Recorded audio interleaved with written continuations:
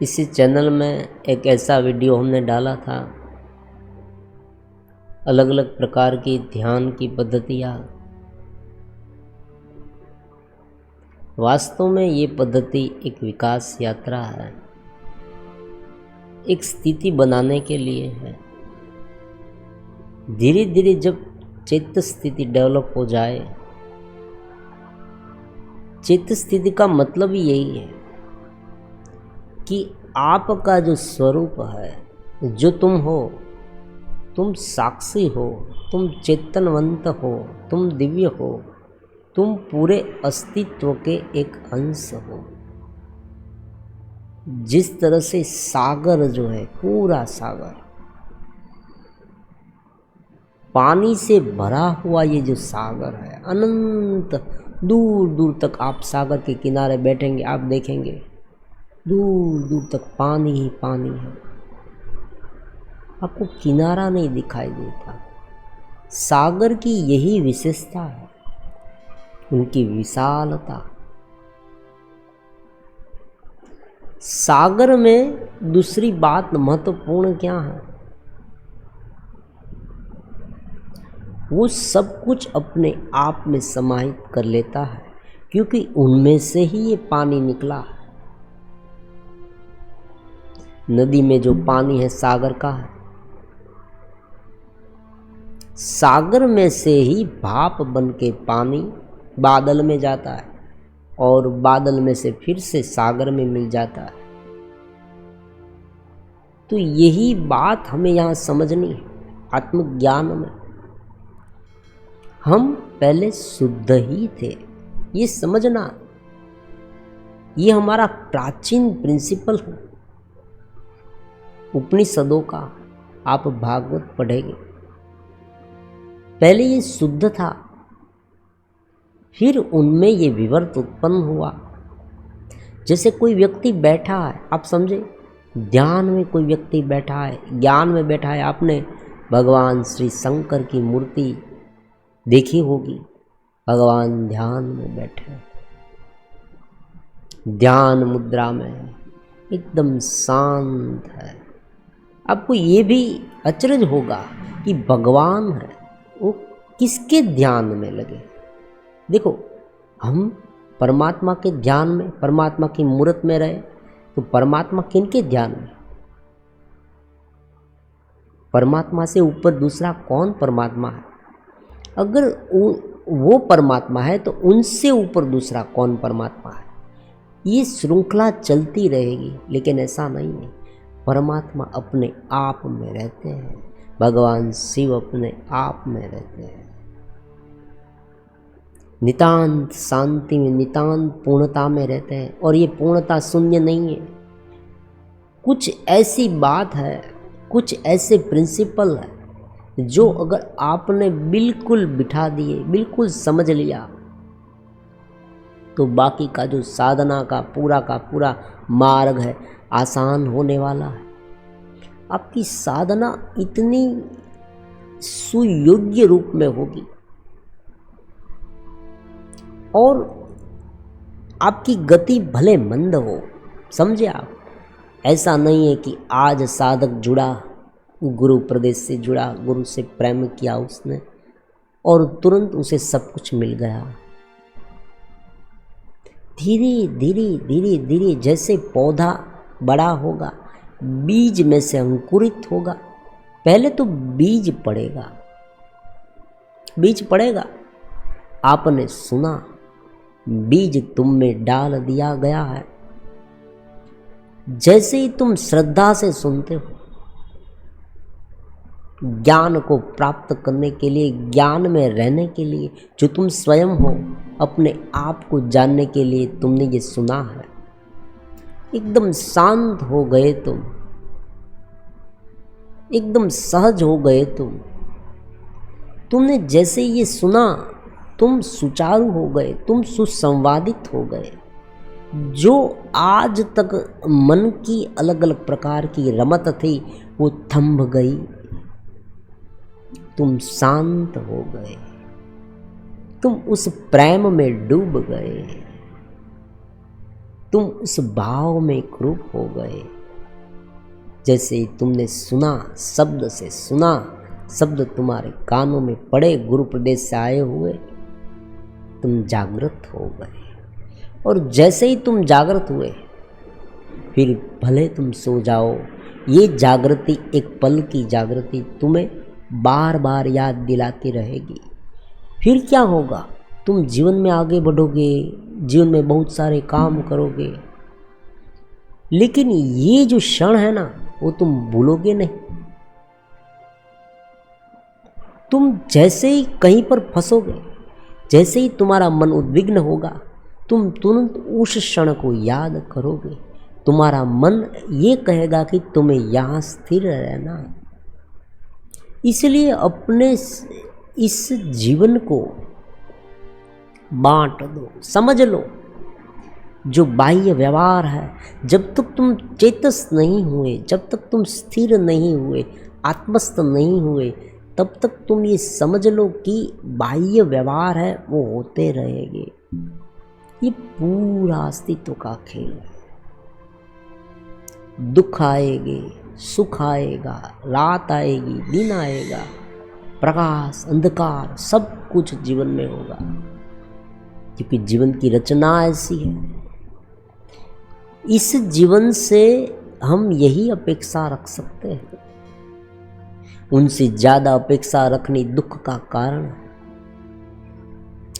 Problems हो गई, यही मानकर, और जब भी प्रॉब्लम्स आए, जब भी समस्याएं तुम्हारे सामने आए, तनावपूर्ण माहौल खड़ा हो जाए, तुम उस चेतनवंतता को याद करना कि तुम भीतर स्थिर हो।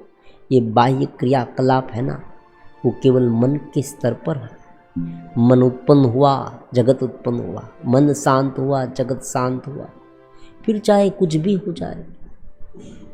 बड़े बड़े महान दार्शनिक हो गए इस दुनिया में, उन सारे दार्शनिक ने भी यही बात बताई है। मैंने बताई ऐसी बात नहीं है, समझे आप? ये बहुत बार बताई गई बात है। बार बार इसलिए कहनी पड़ती है क्योंकि हम बार बार उद्विग्न हो जाते हैं। एक बार क्या हुआ कि एक साधक श्री ने हमें प्रश्न पूछा कि गुरुश्री, आप बार बार ये क्यों बताते रहते हैं? मैंने कहा, तुम बार बार उलझन में पड़ जाते हो। तुम अपने आप को जानते हो। एक बार तुम्हें बीज डाला गया, तुम बीज में से अंकुरित हो गए हो भीतर से, फिर भी तुम चलित हो जाते हो। तुम इस घटना को, इस बात को, इस सिद्धांत को मूलभूत रूप से समझकर उनमें रह नहीं पाते, इसलिए बार बार कहना पड़ता है। इसमें कौन सी नई बात है? हम सुबह उठ के क्या कर रहे हैं? सोच आदि क्रियाएं करते हैं, स्नान आदि करते हैं, तो ये बार बार करनी पड़ती है। एक बार तुम स्थिर हो गए, चेतस हो गए, फिर तुम्हें गुरु की कोई आवश्यकता नहीं है। तुम स्वयं गुरु प्रदेश से जुड़ गए हो।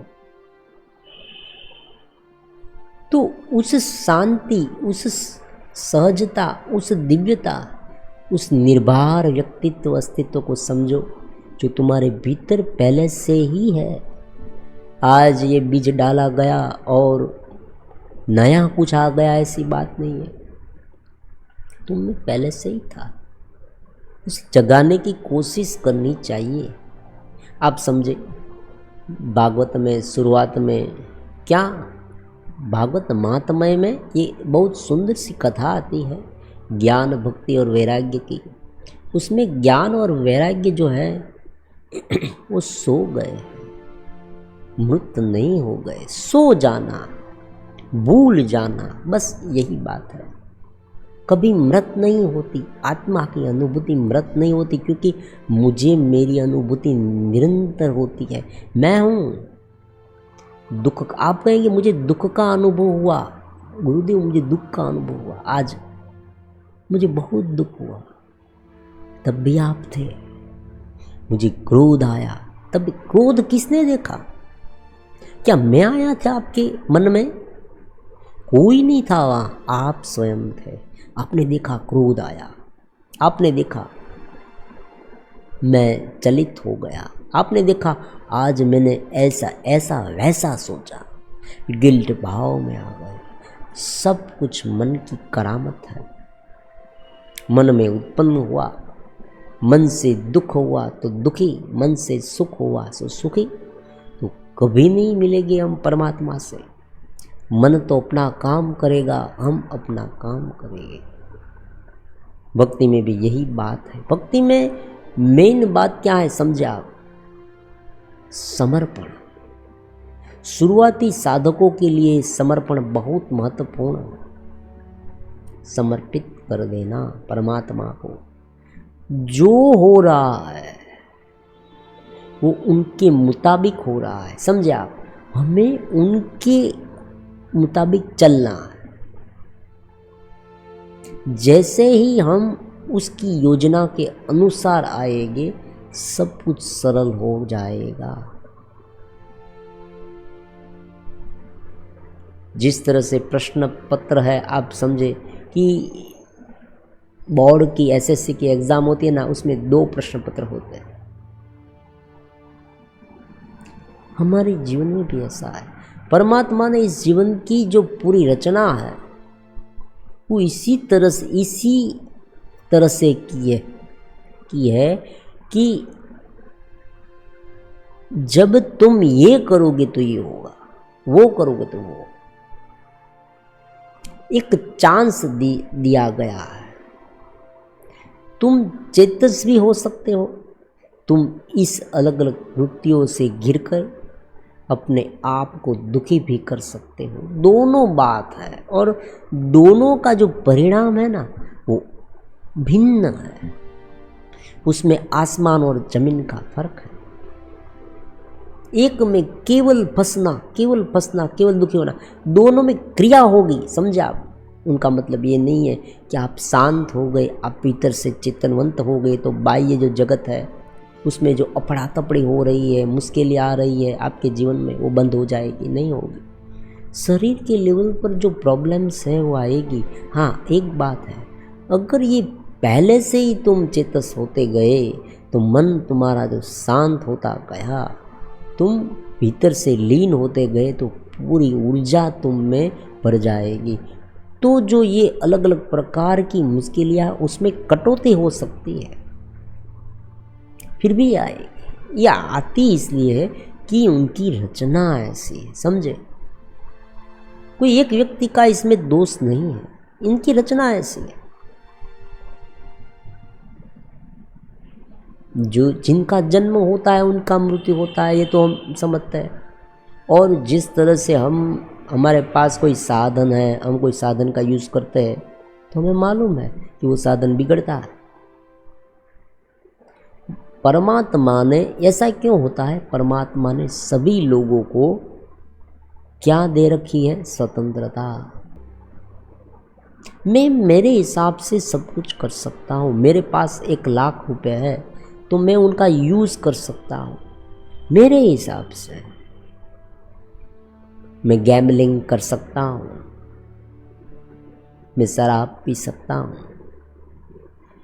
मैं कुछ भी कर सकता हूँ, और मैं दान भी दे सकता हूँ। मैं अपने आप को ऊपर उठाने के लिए ये 1,00,000 रुपए लगा सकता हूँ। मेरे पास समय है, मेरे पास बुद्धि है, मेरे पास मन है, सब कुछ मुझे दिया गया, परमात्मा ने सब कुछ दे रखा है, लेकिन मुझे उनका उपयोग करने की स्वतंत्रता दे रखी है।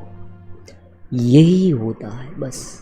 आप देखिए, समझे, आप अगर एक क्लास में टीचर पढ़ाते हैं, टीचर सभी स्टूडेंट को कहे कि जो आपको करना है, स्वतंत्रता, जो आपको करना है, फिर क्या होगा? शोर शराबा हो जाएगा, आप समझते हैं। लेकिन कुछ स्टूडेंट ऐसे हैं कि जो समझ जाएंगे कि भाई टीचर ने हमें कहा है जो कुछ करना है करो, उनका मतलब क्या हुआ? वो एग्ज़ाम लेने वाले हैं। पूरे घंटे, जो 1 घंटा हमको दिया गया है, वो स्टूडेंट समझ जाता है, बुद्धिमान स्टूडेंट है वो। मुझे जो 1 घंटा दिया गया है उसमें मैं जो कुछ भी करूँगा उनका लेखा जोखा हो रहा है। कहीं पर नहीं जाता। एक सोच आपने सुबह पर गाड़ दी, देखो एक एक सोच आप गाड़ते हो। ये चित्त भूमि है, ये भूमि, इसे भूमि समझो। चित्त एक भूमि है। ये जो आप सुन रहे हो सत्संग, जो चेतनवंतता का, वो क्या है? बीज है। ये भूमि में डाला जाता है, फिर उसमें अंकुरित होंगे। अब भूमि में तुम पानी डालोगे, प्रकाश डालोगे, हवा मिलेगी, तो उसमें अंकुरित मिलेगी, अंकुरित फूटेंगे।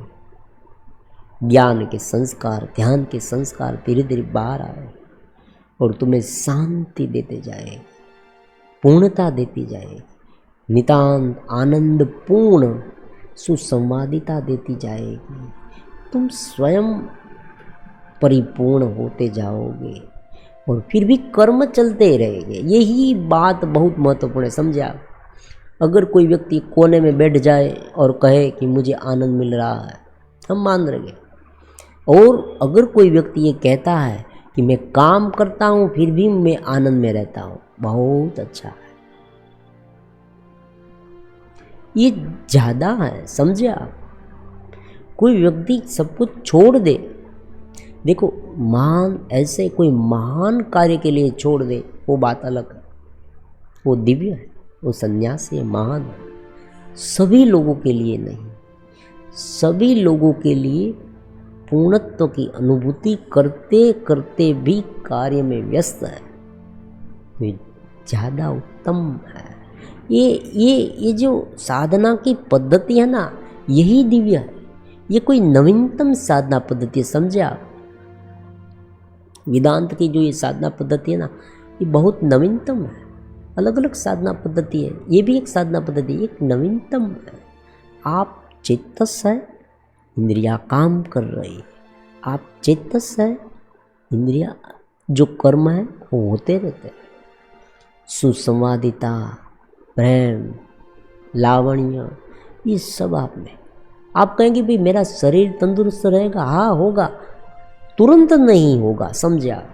एक व्यक्ति ने बहुत लंबे समय से कुछ खा पी रखा है, कचरा बहुत जम गया है, रातों रात ये नहीं होगा, लेकिन जैसे जैसे उनमें सुधार आता जाएगा, शांत, क्योंकि इनका कारण बहुत आसान है, समझे आप?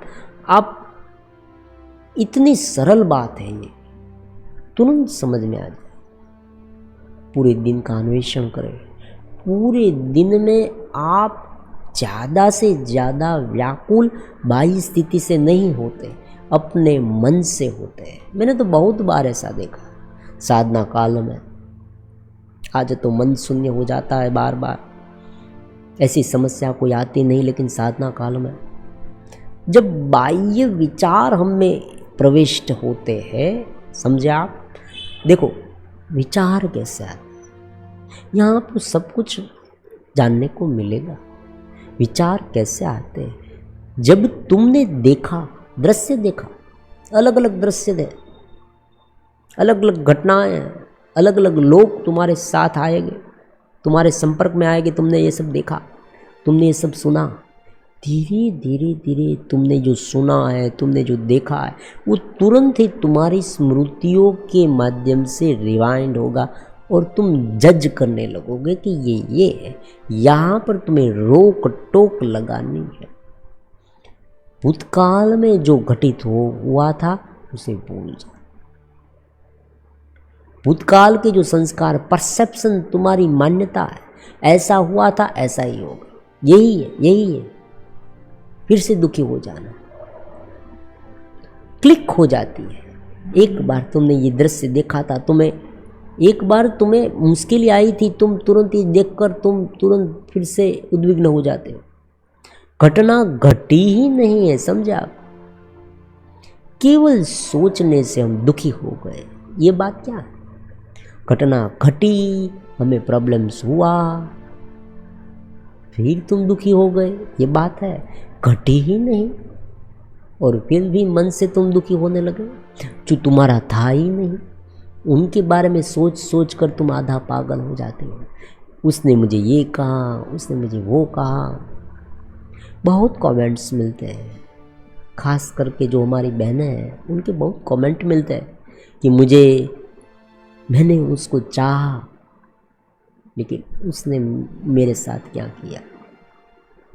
तुम्हारी चाह गलत थी, तुम उसे समझो। जगत के सारे जो तुम्हारे सामने व्यक्तित्व आते हैं, समझो, जो जीव आते हैं उसे उनके हिसाब से देखो।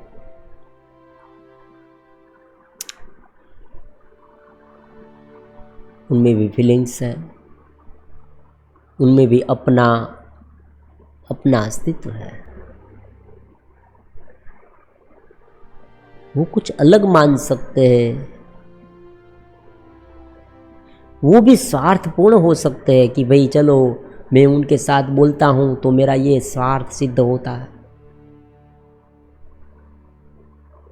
अगर आपकी ओर से ये स्वार्थ मिलता बंद हो गया तो हो सकता है वो व्यक्ति आपको छोड़ दे, आपके साथ बोलना बंद कर दे। ये सब होगा क्योंकि बाहर ऐसा हो रहा है और सभी लोग ऐसे ज्ञानी नहीं हो सकते।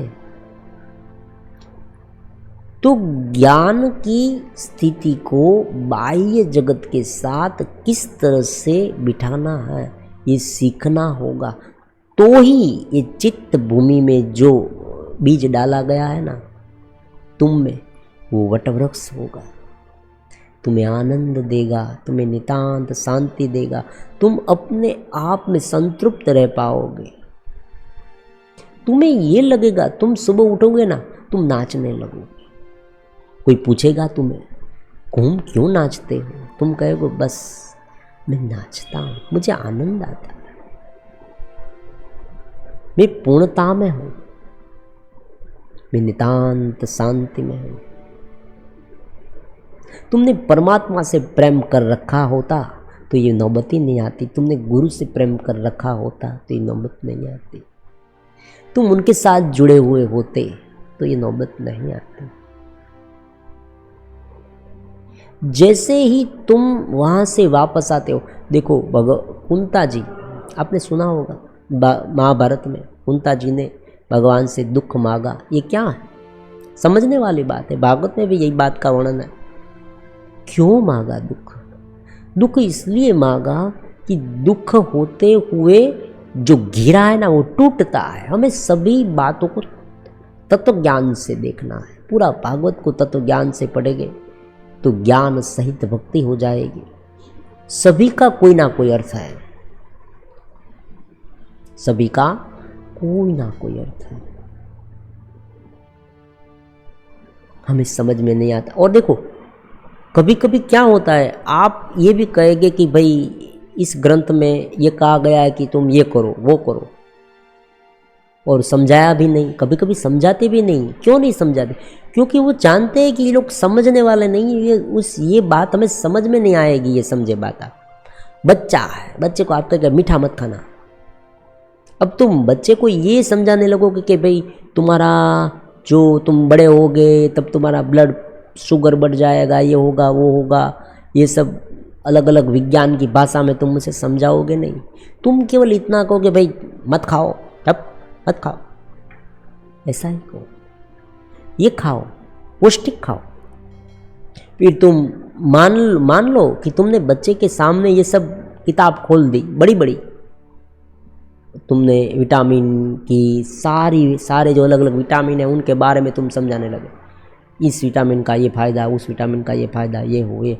बच्चा करेगा तुम्हारे सामने, कुछ नहीं समझ में आएगा उसे।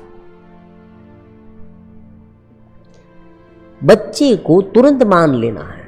अगर बच्चा अपना हित चाहता है तो, समझे आप?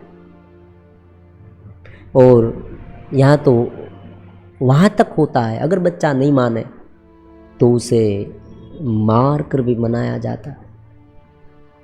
तो परमात्मा भी यही करते हैं। हम नहीं मानते तो परमात्मा क्या करते? दुख देते हैं। समझे? पूरे जीवन को एक बार समझ लिया ना तो आनंद ही आनंद है, आनंद ही आनंद। नहीं समझते अपने स्वरूप को, इसलिए उपाधि है। ये बात बहुत ही महत्वपूर्ण है। बीज डाला गया है, पूरी भूमि है, इस भूमि में बीज डाला गया। बीज में से अलग अलग अंकुर फूटते हैं, वटावृक्ष बनता है। ये केवल भक्ति में नहीं है, समझा, सभी जगह पर लागू होता है।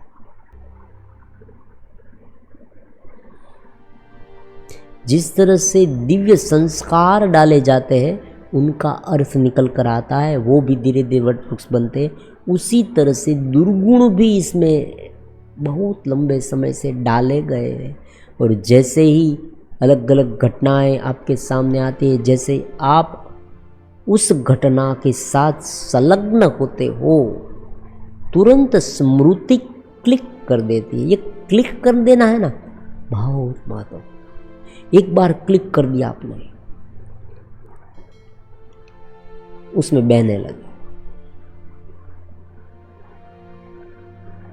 जो युवा है, जो पौन आदि देखते हैं, उसे मालूम है, एक क्लिक कर दी, मन फिसल गया, एक क्लिक कर दी, देखने लगे, बस उसमें एक रूप हो गए, उसमें लीन हो गए। फिर पुराने संस्कार, पुराने संस्कार, पुराने संस्कार, वो इतना दूर तक जा सकता है, अनेक जन्म। आपको पता भी नहीं चलेगा कि अरे इतना सब हो गया है भीतर।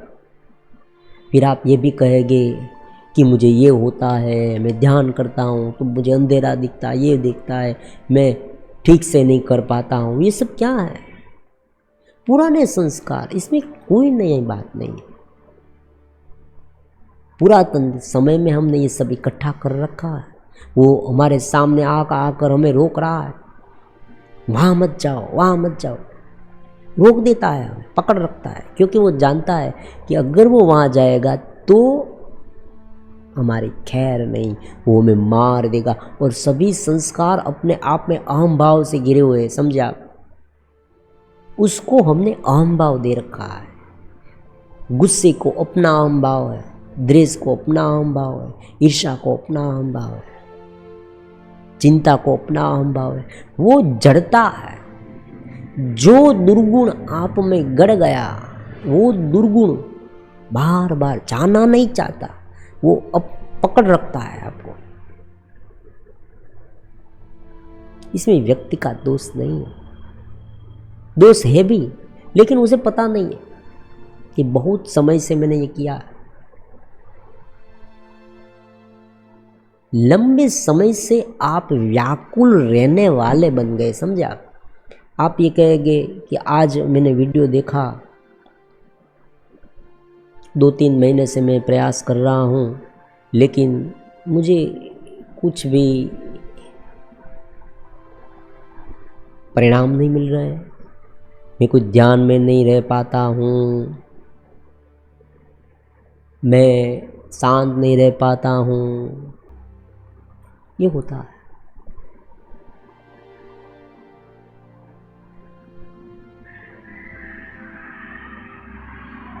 सभी की स्थिति ये नहीं है, समझे आप? हर एक व्यक्ति की साधना, उनका जीवन अलग है।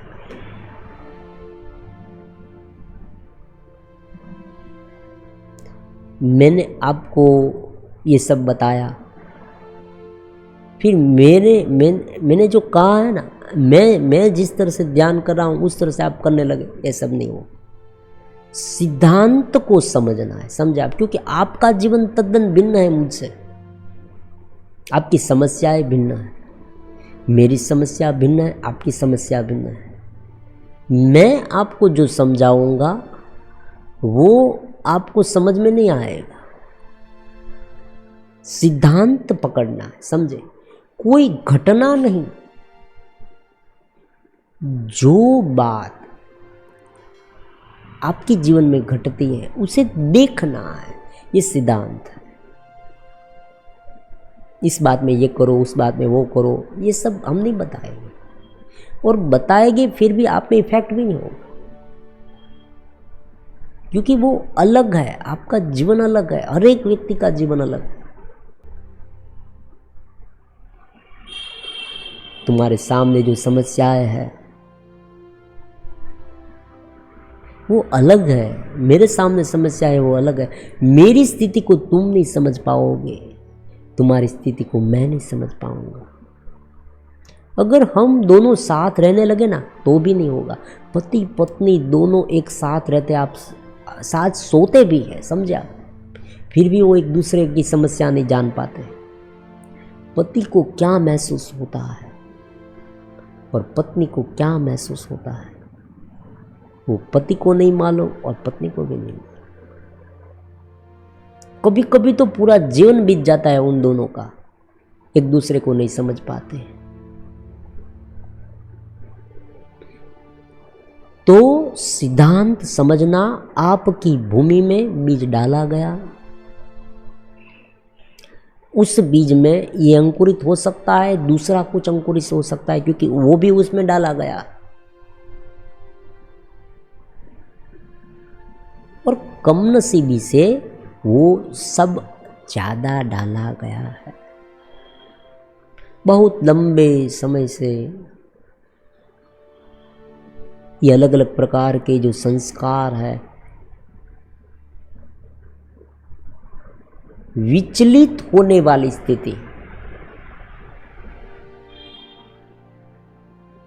क्रोध में रहने वाली स्थिति, ईर्ष्या में रहने वाली स्थिति, ये सब जो है ना बहुत लंबे समय से डाली गई है। और आप तुरंत, और वो क्या करती है, दबाव डालती है, वो अपनी पकड़ मजबूत करना चाहती है। और जैसे ही आपका देखो जो गुण है ना, गुड क्वालिटीज, उनका महत्व इसलिए भगवान ने जो देव आसुरी संपदा के अध्याय में भगवान ने समझाया 16वें अध्याय में कि भाई तुम अमानितम अदम्भितम, देखो ज्ञान के ग्रंथ पढ़ने का मतलब यही है, गुरु प्रदेश से जुड़ने का मतलब यही है कि तुम उनसे साथ कनेक्ट रहोगे तो ये जो सूक्ष्म धागा है ना वो तुम्हें आगे नहीं जाने देगा।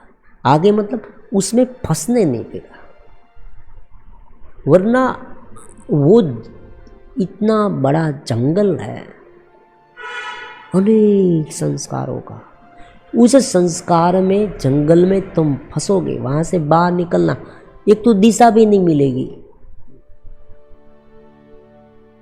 और दिशा मिल गई तो तुम चल नहीं पाओगे, क्योंकि तुम्हारे जो कदम है ना वो बेड़ियों से बंधे हुए हैं, बंध जाएंगे। इसलिए अगर ये धागा बंधा हुआ है तो तुम ऊपर खींच जाओ। ऊपर उठना इसलिए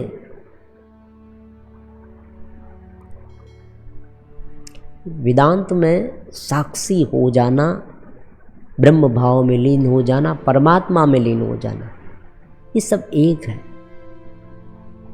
कोई सुंदर भजन में लीन हो जाता है, भजन गाते गाते, इनके पहले वीडियो में हमने देखा कि भजन में एकदम ध्यानस्थ हो गया, एकदम आनंदित हो गया, फिर जो आनंद उसे मिल गया, जो चेतनवंतता का अनुभव उसे मिल गया, उसमें धीरे धीरे बाह्य जो भजन है ना वो लुप्त हो जाएगा। ये जो लिप्त हो जाने की पद्धति है ना उसे निर्विकल्प कहते हैं। कोई भी विकल्प बिना समाधिष्ट हो जाना उसे साक्षी भाव कहते हैं। मेरे भीतर चेतना है इसलिए मैं खा रहा हूँ, मेरे भीतर चेतना है इसलिए मैं कपड़े पहन रहा हूँ, मेरे भीतर चेतना है इसलिए मैं देख रहा हूँ, मैं सुन रहा हूँ, मैं सोच रहा हूँ, सब कुछ मैं इसलिए कर रहा हूँ, इसलिए कर पाता हूँ, कर रहा हूँ नहीं कर पाता हूँ, क्योंकि मेरे भीतर चेतना है। अब बाह्य अवलंबन को छोड़कर उस चेतना में रहे और बाह्य अवलंबन को देखे, परमात्मा में रहे, भगत भाव में रहे, पूरा अस्तित्व है, करता रहेगा, जीवन में होता रहेगा। तुम अपना प्रत्येक कर्म, भगवान ने कहा योग कर्म सु कौशलम, भगवान यही बात बताते हैं अर्जुन को, तुम अपना चालू रखो, सब कुछ मुझ पर छोड़ दो। और नवीनतम बात यह है कि जैसे ही कोई व्यक्ति कोई कार्य में कर्तापन डालता है